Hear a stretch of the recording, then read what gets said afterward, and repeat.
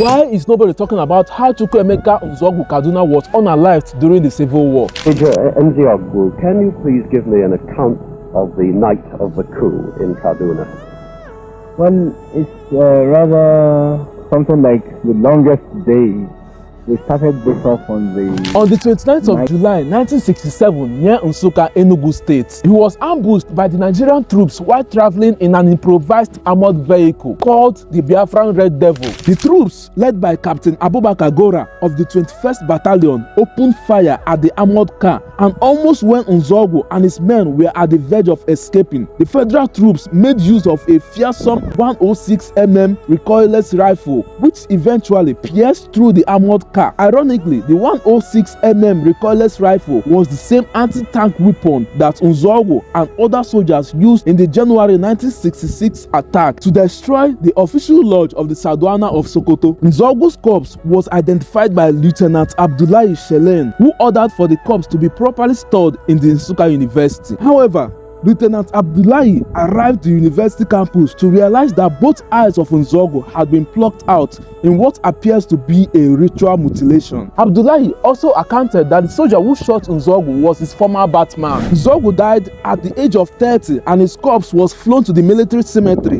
in Kaduna and buried with full military honors. According to Domkat Bali, even in death, Nzogwu was still respected by the federal and northern troops. His grave is still in Kaduna till date, with his name spelled wrongly on his gravestone, written as Major K.C. Chukwuma Nzogwu. Tell me in the comment section if you think that it was Nzogwu's coup that indirectly started the Civil War.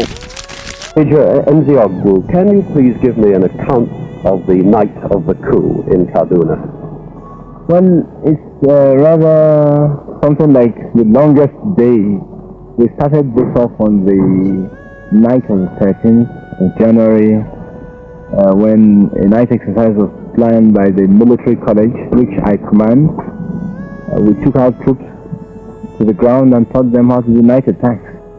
We didn't tell them what we were planning for, but at the end of the exercise we took them out and showed them various places where they were to stand and just remain in their vehicle.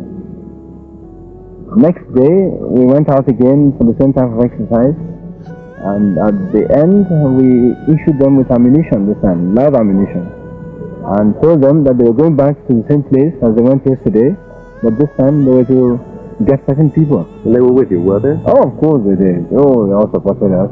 Did the Sardauna himself attempt to fight? Well, no. We didn't see him until the time we actually shot him. He ran away from his house when we fired the first few shots of anti-tank gun into the building. The whole roof was blown up and the place was set alight.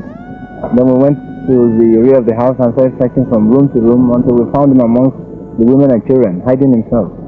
So we sort of took away the women and children and took him. Now, what are your relations with General Iramsi in Lagos? Well, very good. He's my boss.